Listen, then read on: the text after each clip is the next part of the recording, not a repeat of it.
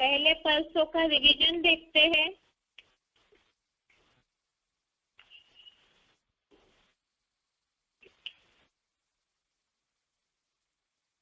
बात चल रही थी मनुष्य आत्मा 84 लाख योनियों में नहीं जाती है।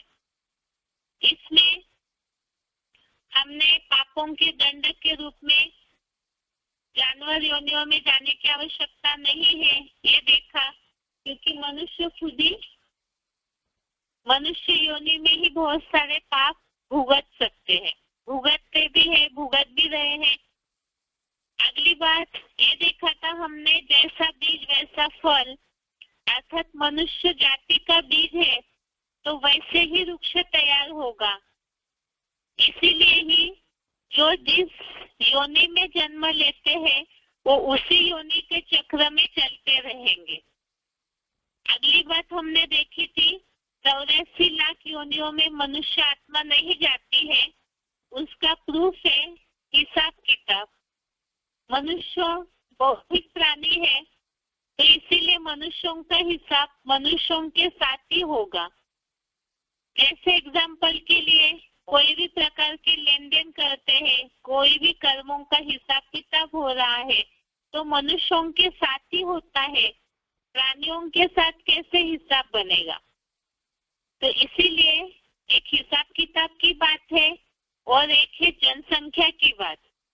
अगर मनुष्य आत्माएं 84 लाख योनियों में भ्रमण करना ये नियम बना हुआ है यदि विधान का, विधि का, तो फिर हर मनुष्य जो इस जन्म में मनुष्य है तो शरीर छोड़ने के बाद वो कोई जानवर बनते हैं तो मनुष्यों की संख्या कम होनी चाहिए, लेकिन जनसंख्या तो बढ़ते ही जा रही है। तो कोई ये कहे कि ऊपर से आने वाली आत्माएं, आपने ही तो कहा, जिज्ञासु यही बोलेंगे, आपने ही बताया परम धाम ऊपर से खाली हो रहा है, ऊपर से परम धाम खाली होके वो आत्माएं नीचे आ रही है और प्लस जो पहले से ही धरती पर जो जन्म मरण के चक्र में उलझे हुए हैं वो तो दोनों मिलकर के जनसंख्या की वृद्धि हो रही है। अगर पहले के मनुष्य जानवर योनियों में कोई और योनियों में ट्रांसफर हो रहे हैं तो ऊपर से आने वाले ही केवल धरती पे दिखने चाहिए। और दूसरी बात है कि अगर ऐसे होता कि मनुष्य अपने पापों का दंड भोगने के लिए जानवर योनि में ट्रांसफर हो रहे या कोई अन्य योनि में जा रहे हैं जन्म लेकर, तो धरती पर बुरे कर्म करने वाले दिखने ही नहीं चाहिए, क्योंकि सब जानवर बनते जा रहे पापों का दंड भोगने के लिए। लेकिन ऐसे तो दिखने में नहीं आता है।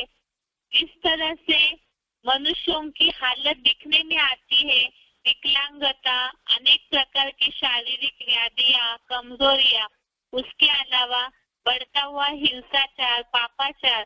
तो ये क्या रिजल्ट है? इसका मतलब मनुष्य योनि में ही रहते हैं। दूसरी बात, अगर मनुष्य जानवर योनि में ट्रांसफर हो रहे हैं तो जानवरों की भी तो संख्या बढ़ रही है, ऐसे तो नहीं है। कई ऐसी जातियां हैं जिनकी जाति लोप हो रही है, कई ऐसी प्राणी है जिनकी जाति लोप हो रही है, जिसके लिए गवर्नमेंट भी अनाउंसमेंट करती है शिकार नहीं करना है, मारना नहीं है, दंड रखती है। तो इसका मतलब ये है कि ऐसे नहीं है, ये मनुष्यों की गलतफहमी है कि 84 लाख योनियों में कोई ट्रांसफर मनुष्य होते हैं। बात केवल इतनी है कि बीज बार बार बोने से जैसे शक्ति क्षीण हो जाती है, ऐसे ही मनुष्य जन्म मरण के चक्र में आते आते उनकी आत्मा की शक्ति क्षीण हो जाती है। लेकिन जरूरी नहीं है कि वो उसके लिए अन्य योनि में ट्रांसफर हो, ऐसे कहा जाए। अगली बात, डार्विन थ्योरी के लिए हमने समझा था कि डार्विन थ्योरी ये बताती है मनुष्य पहले बंदर था। अगर ऐसे है तो सारे ही बंदर मनुष्य बनने चाहिए, लेकिन ऐसे दिखने में नहीं आता है। और अगर मनुष्यों के संग में रहने वाले बंदरों की भी बात ले तो भी संग का, वाइब्रेशन का प्रभाव पड़ के पूरा ही मनुष्य जाति में ट्रांसफर होते हुए बंदर तो कहीं दिखने में नहीं आते हैं। इसका मतलब ये जो थ्योरी है वो भी गलत है, ये तो साइंस ने ही सिद्ध कर दिया। दूसरी बात, और साइंस ने कहीं भी कोई मनुष्य को अन्य कोई जानवर बनते हुए नहीं बताया। डार्विन ने तो अंदाज बताया है। इसमें भी ये है कि साइंस तो अपनी रूपरेखाएं, अपने फॉर्मूलाज बदलते ही रहता है, तो इस हिसाब से भी ये बात गलत सिद्ध हो जाती है। अगली बात है, पूर्व जन्मों में भी मनुष्य योनि में ही जन्म के कई प्रूफ मिले हुए हैं। कई बार न्यूज़पेपर्स में भी ये बात दिखने में आती है कि जिनको ऐसे अपना कोई पूर्व जन्म याद आया है, जिनके न्यूज में उल्लेख किया जाता है, या साइंस ने भी जो रिसर्च किए हैं, तो उसमें भी पूर्व जन्म कोई दूसरे योनि में मनुष्य ने लिया है ऐसा कहीं प्रूफ नहीं मिला। जिनको भी अपना पुराना जन्म याद आया है तो वो मनुष्य के रूप में ही याद आया है। ऐसे कहीं सुनने में नहीं आता कि कोई शेर ने बता दिया हो कि हम पिछले जन्म में मनुष्य थे। या तो अगर जो बात हमने देखी है गीता के आधार से कि संस्कार अगले जन्म में फूलों की सुगंधियों की तरह आत्मा ले जाती है, तो मनुष्यों के अंदर जो भी इंद्रियों की हलन चलन समझ है, बौद्धिकता है, तो वो जब ट्रांसफर हो जाती है आत्मा अगर अन्य योनि में, तो वो सब अपने संस्कार दूसरे योनि में भी दिखने चाहिए, लेकिन ऐसे भी कहीं दिखने में नहीं आता है। दूसरी बात, ये बात जो है 84 लाख योनियों की, ये तो शास्त्रों के ही भूसे से निकली हुई है। तो इसमें भी शास्त्रों में ही शिखंडी का पूर्व जन्म अम्बा के रूप में दिखाया है, द्रौपदी को शिव भक्तिन के रूप में दिखाया जाता है। तो इसका मतलब है कि शास्त्रों से ही 84 लाख योनियों की बात आई, और शास्त्रों में ही पूर्व जन्मों की ऐसी कथाएं हैं जिसमें पूर्व जन्म मनुष्य का ही दिखाया हुआ है। अर्थात शास्त्रों का भी अपने बातों का कोई तालमेल नहीं है, ना ही पूरे प्रूफ के साथ शास्त्रों में कोई इस तरह की बातें सिद्ध की हुई है। जैसे ही मनुष्य जन्म मरण के चक्र में आते आते भूल जाते हैं, तो इसी तरह से ही सच्चाई लोप होने लगती है। और इसी तरह से ही जब सही बातें पुराने जमाने के साधु संत विद्वान पंडित नहीं बता पाए, तो उन्होंने फिर मनुष्य जन्म के चक्र की बात को 84 लाख योनियों में बता दिया, ताकि इतना लंबा हिसाब कोई पूछ ही न सके। इसीलिए ही इन सारी बातों से एक तो पाप योनियों का दंड के रूप में मनुष्य योनि में ही जन्म लेता है और दंड भोगता है, ये भी हमने समझा। दूसरी बात, मनुष्य को दंड भोगने के लिए पशु योनि में जाने की आवश्यकता नहीं है, बल्कि अपने पाप कर्मों के कारण ही और जन्म मरण के चक्र में आते आते आत्मा कमजोर होने के कारण मनुष्य को पशु जैसी चलन मिल जाती है, चलन हो जाती है, लेकिन उसके लिए पशु का शरीर मिले, पशु की जाति का जन्म मिले, ऐसे नहीं है। अगली बात हमने देखी, जैसा बीज वैसा फल, अर्थात मनुष्य जाति का बीज है तो वैसा ही वृक्ष तैयार होगा, उसी योनि में ही जन्म लेंगे। अगली बात हमने देखी हिसाब किताब की, मनुष्य बौद्धिक प्राणी है तो मनुष्य योनि में ही उनका हिसाब बंधा हुआ है। उसके अगली बात देखी जनसंख्या की, बढ़ती हुई जनसंख्या ही सिद्ध करती है मनुष्य योनि में ही जन्म ले रहे हैं। उससे अगली बात देखी हमने डार्विन थ्योरी की, मनुष्य बंदर था, ये डार्विन थ्योरी भी गलत सिद्ध हो चुकी है, और साइंस ने जितने भी रिसर्च किए हैं उसमें कहीं भी मनुष्य को जानवर योनि में किसी ने सिद्ध नहीं किया है। शास्त्रों में भी पूर्व जन्म के प्रूफ मनुष्य योनि के रूप में ही मिलते हैं। तो इतनी सारी बातों का प्रूफ है जिससे ये सिद्ध होता है कि 84 लाख योनियों में जाने की मनुष्य को आवश्यकता नहीं है। अभी हम देखते हैं जो गीता सात्विक शास्त्र है उसमें क्या बताया है। जैसे कल हमने एक श्लोक देखा था, मनुष्य को अपने पापों का फल भोगने के लिए दुख मिलता है, पापों का दंड सजा मिलती है, तो उसके लिए मनुष्य को अन्य योनियों में जाने की आवश्यकता नहीं है। मनुष्य को उसके दंड के रूप में मनुष्य योनि में ही ऐसी कैटेगरी का जन्म मिलता है जिसके लिए गीता में बताया है चातुर्य वर्णम मया सृष्टम, अर्थात मनुष्य को गुण कर्मों के आधार से 4 वर्णों में बांटा है। तो इसी तरह से ही मनुष्य को अपने पापों का दंड भोगने के लिए ऐसी योनियों में जन्म मिलता है। जैसे देखा कि संविधान बना हुआ है पापों का दंड के लिए, इसी तरह से विधि के विधान में भी भगवान ने पापों का दंड भोगने के लिए मनुष्य को ऐसी कैटेगरी दी है।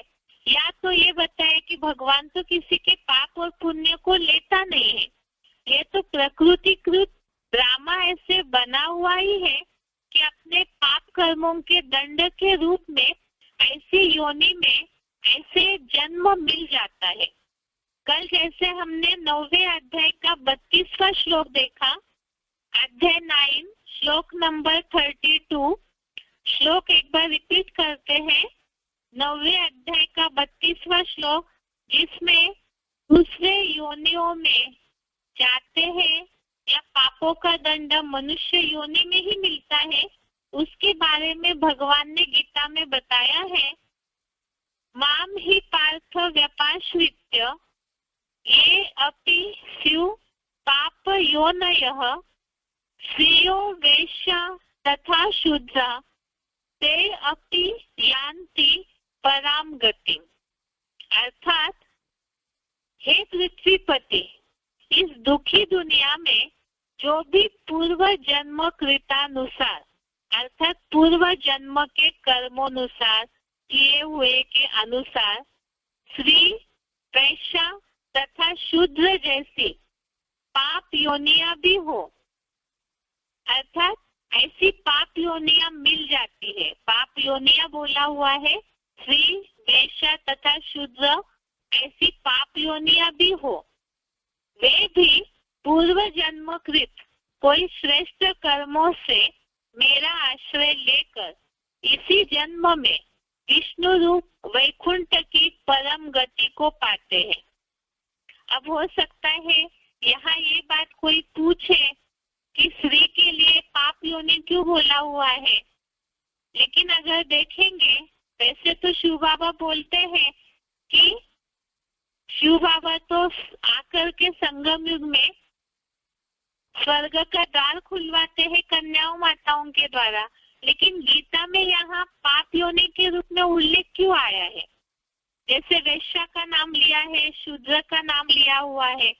यहाँ बात है ये जो भी स्त्री, वैश्या या शूद्र है, ये सभी पराधीन रहने वाले हैं और बोला जाता है पराधीन सपने हो सुख नहीं, अर्थात इन सब को अपने जीवन में ज्यादातर दुख ही मिलता है।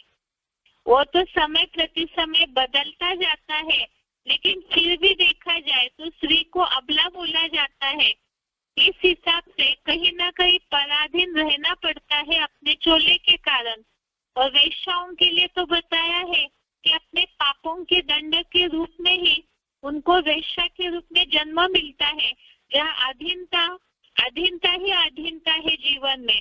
और शूद्रों के लिए देखा जाता है आज के जमाने में कलयुगांत में समय आगे बढ़ गया है, इसके बावजूद भी गावड़ों की तरफ ये बात देखने में आती है, शूद्रों के साथ फिर भी अछूत जैसा व्यवहार करना, उनको दूर रखना, पराधीन रखना, ऐसा व्यवहार देखने में आता है। और पुराने जमाने में गीता तो सात्विक शास्त्र है, तो उस समय जिस तरह से वर्णों की रचना होती गई उस हिसाब से इन सब में पराधीनता है। और ऐसे इसलिए होता है क्योंकि कोई ना कोई पाप कर्मों के दंड के रूप में ऐसा जन्म मिलता है। ये तो बात है कि भगवान आकर के सभी ही आत्माओं का उद्धार करते हैं। तो इसीलिए यहाँ बताया मेरा आश्रय लेकर वो परम गति को पाते हैं। लेकिन यहाँ खास बात है जो बोला जाता है, पापों का दंड भोगने के लिए ऐसी पाप योनियों में जन्म मिलता है।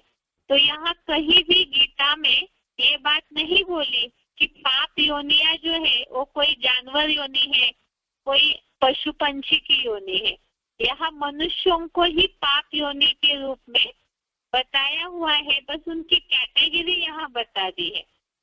अभी यह बात है, अगर पाप के कारण दूसरे पशु पंछियों की योनियां प्राप्त होती तो गीता में पाप योनियां मनुष्य जन्म में ही क्यों बताया है? गीता में कोई भी ऐसा श्लोक नहीं मिलेगा इसमें मनुष्य कोई जानवर के रूप में जन्म लेता हुआ सिद्ध होता हो। पाप योनि के रूप में मनुष्य को मनुष्य जन्म के रूप में ही दिखाया हुआ है। इसमें बताया जैसे पाप योनि के रूप में शूद्र, वैश्य या स्त्री बताया है, इसी तरह से पापों का दंड भोगने के लिए मनुष्य को आसुर जैसा विकारी बन के सृष्टि चक्र में अधम गति को पाते हुए गीता में बताया है।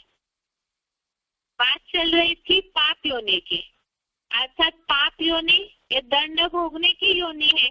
ऐसे जन्म मिलेंगे जिसमें अपने पापों की सजा, अपना दंड भोगे। और भगवत गीता में बताया है ऐसा आसुरी रूप में जन्म मिलता है कि वो पाप योनियों के दंड के रूप में मिलता है। इसके लिए बताया है 16वें अध्याय का 18वां श्लोक। अध्याय 16 श्लोक नंबर 18 देखिए।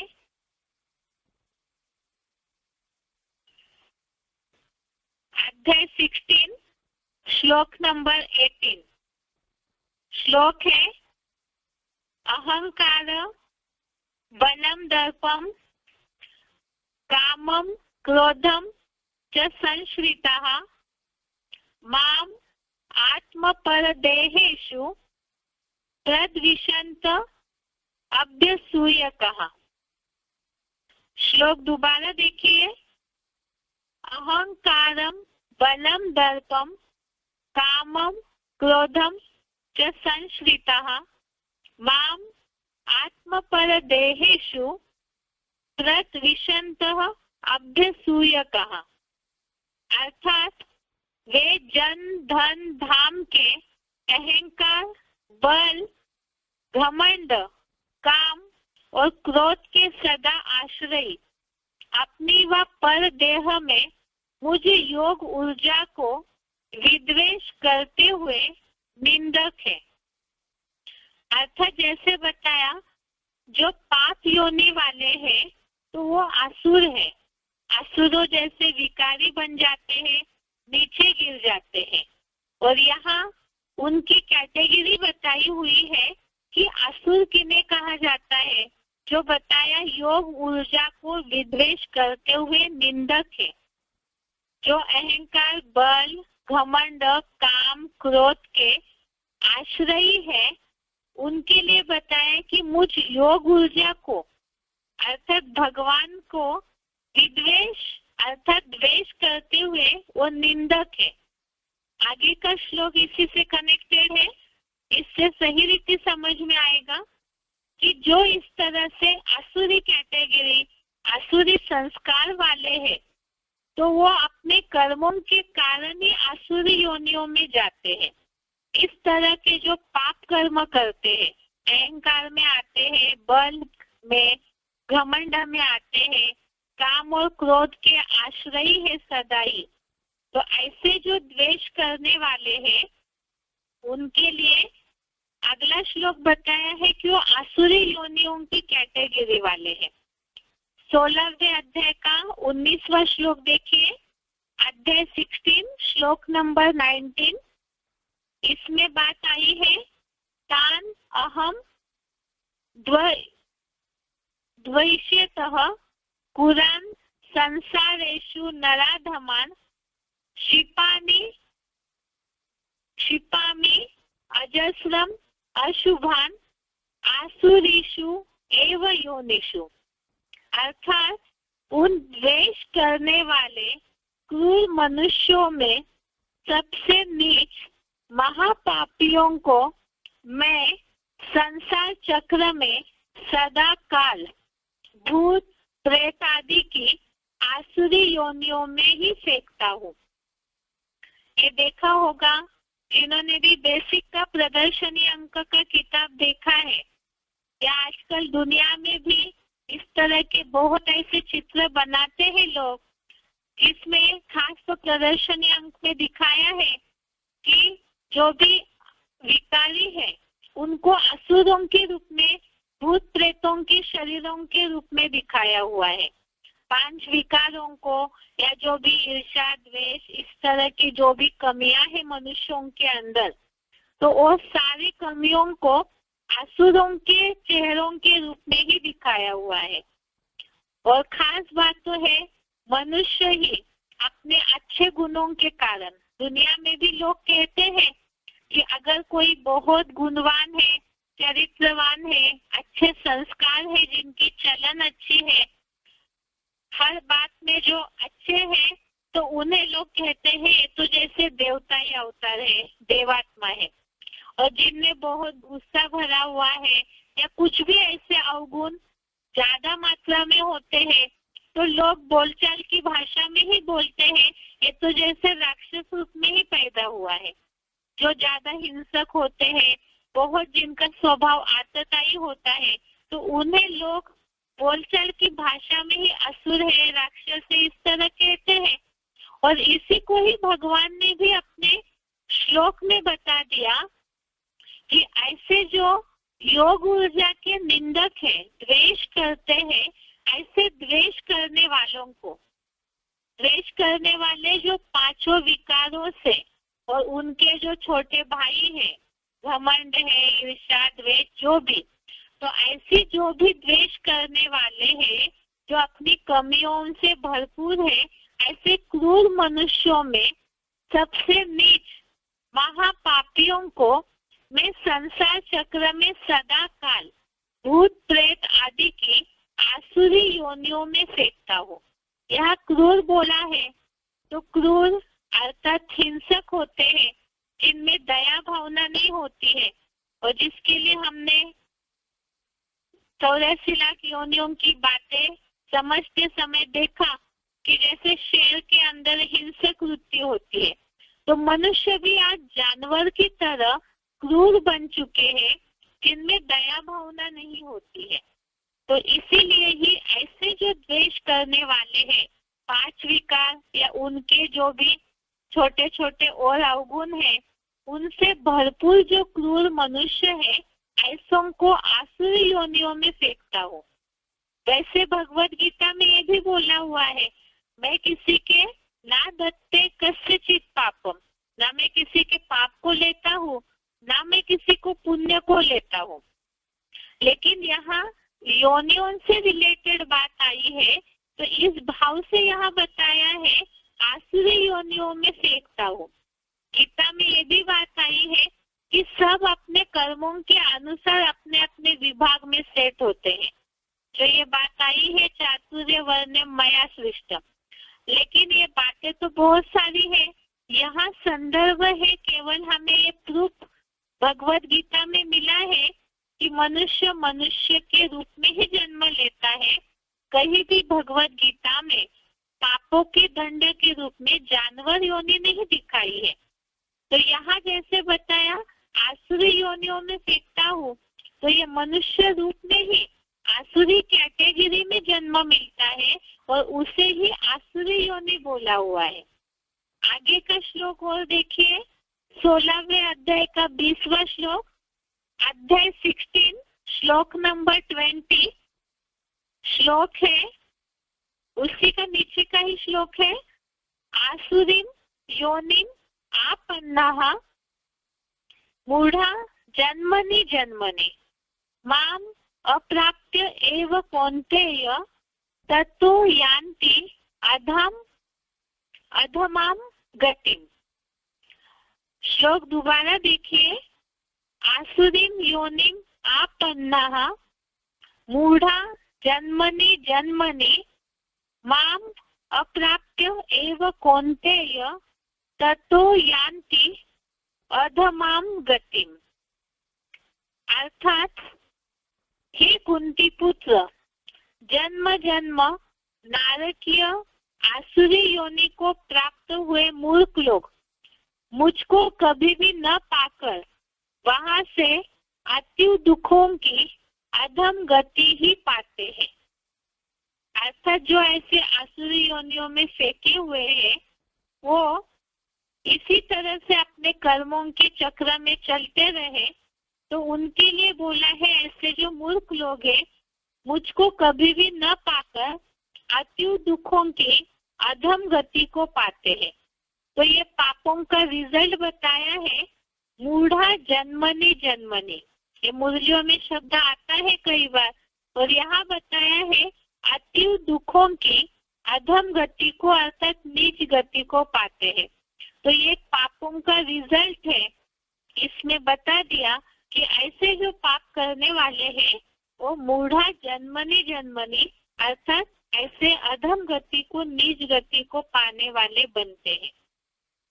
16वें अध्याय में ऐसे आसुरी कैटेगरी और दैवी कैटेगरी में जन्म लेने वालों की सारी निशानियां बताई हुई है। इसमें से यहाँ संदर्भ केवल 84 लाख योनियों से रिलेटेड बातों के लिए है, जहाँ पाप योनियों के दंड के रूप में आसुरी योनि में ही जन्म मिलता है, इसी के लिए बताया हुआ है। जिसके लिए बताया आगे देखते हैं। ये तो बताया कि गीता में आसुरी योनियों का उल्लेख आया हुआ है जो पापों के दंड के रूप में ऐसे विकारी बन करके सृष्टि चक्र में अधम गति को पाते हैं और अधम गति नीच गति को पाना यही पापों का दंड है। इससे आगे देखते हैं गीता में और एक आया है जो यहाँ श्लोक आया ऐसे मूर्ख लोग मुझको न पाकर अधम गति को पाते हैं। तो यहाँ मूढ़ जो शब्द आया है मूढ़ा जन्मनि जन्मनि अर्थात जो मूढ़ योनि में जन्म लेते हैं मूर्ख लोग हैं। और ऐसे मूढ़ योनि का उल्लेख 14वें अध्याय के 15वें श्लोक में भी आया है। अध्याय 14 श्लोक नंबर 15 इसमें भी मूढ़ योनि का उल्लेख आया है कि मूर्ख लोग जो है उनकी गति क्या होती है। श्लोक है 14 अध्याय श्लोक नंबर 15। रजसी प्रलयम गत्वा कर्म संगीषु जायते तथा प्रलीनः तमसि मूढ़ योनिषु जायते। श्लोक दोबारा देखिए। रजसी प्रलयम गत्वा कर्म संगीषु जायते तथा प्रलीनः तमसि मूढ़ योनिषु जायते। अर्थात रजोगुनी स्थिति में प्रलयकालीन महामृत्यु को पाकर भ्रष्ट कर्मेंद्रियों की हिंसा से भरपूर त्वैतवादी द्वापर युगी दैत्य कर्मों से लगावों में संगम युगी शूटिंग के स्वभाव से ही उत्पन्न होता है, उसी प्रकार संगम युगी शूटिंग काल में तमोगुणी स्वभाव वाले लोगों के बीच में महामृत्यु प्राप्त हुआ। कल्प कल्प की हूबहू शूटिंग अनुसार कलह युगी मूढ़मती के व्यभिचारी राक्षसों में पैदा होता है। अर्थात इसमें बताया कि जो ऐसे रजोगुनी स्थिति में द्वापर युग से रजोगुनी अवस्था शुरू हुई और इसमें बताया भ्रष्ट कर्मेंद्रियों की हिंसा से भरपूर। तो ऐसे जो हिंसक हो जाते हैं अपने स्वभाव संस्कारों में कर्मों में लगाव वाले अटैचमेंट वाले हो जाते हैं, ऐसे जो तमोगुणी महामृत्यु को प्राप्त हुए मूढ़मती राक्षसों में पैदा हो जाते हैं। तो इसमें भी मनुष्यों को ही, यहाँ कहीं भी जानवर के रूप में शब्द का उल्लेख नहीं आया है। यहाँ भी जो मूढ़ योनिषु जायते, मूढ़ योनि में जाते हैं, अर्थात राक्षसों के रूप में जन्म लेते हैं। अर्थात मनुष्य ही ऐसे राक्षस योनि में जन्म लेते हैं, तमोगुणी बन जाते हैं, ये बात बताई हुई है। तो अंत काल में जो मनुष्य तमोगुणी बन जाता है वो मूढ़ योनि को पाता है। इसके लिए बताया कि हमने 16वें अध्याय के 20वें श्लोक में रेफरेंस देखा, वहाँ मूढ़ योनि की बात आई है।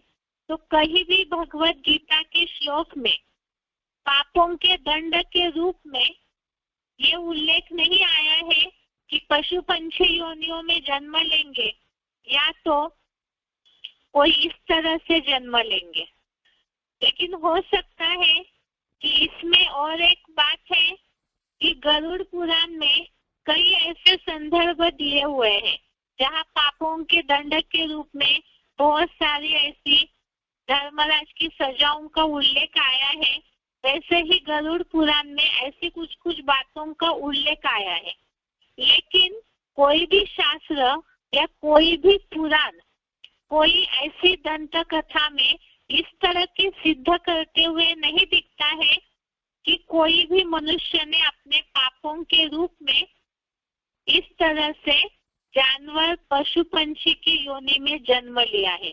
शास्त्रों में मिक्सचरिटी होते गई, तो इसीलिए लोग अंधश्रद्धा के कारण उन बातों को बोलते हैं।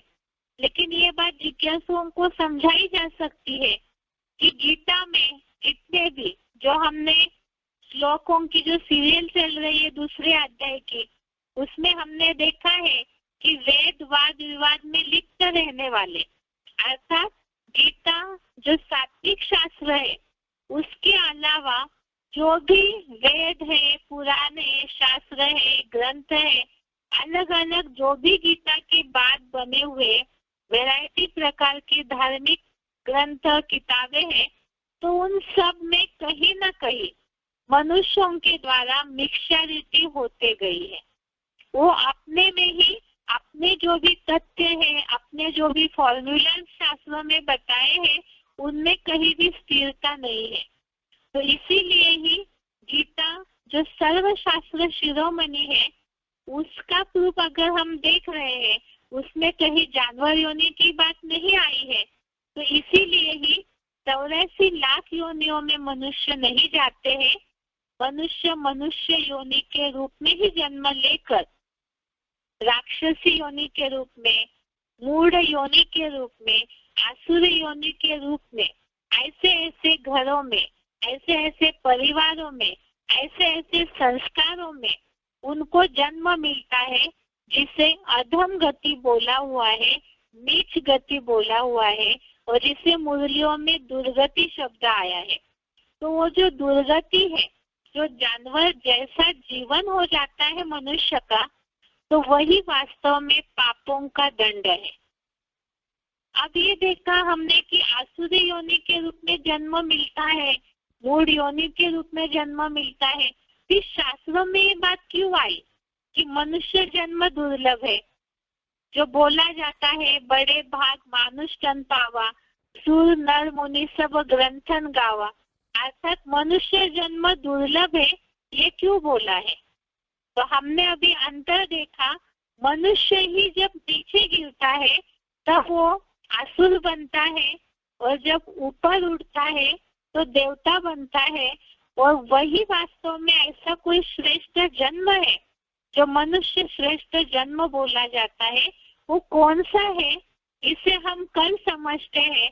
और उसी के साथ ऐसे कौन से जन्म में कब मनुष्य सृष्टि चक्र में ऐसा श्रेष्ठ जन्म पाता है, उसे हम कल देखते हैं। आज के लिए यहाँ तक ही।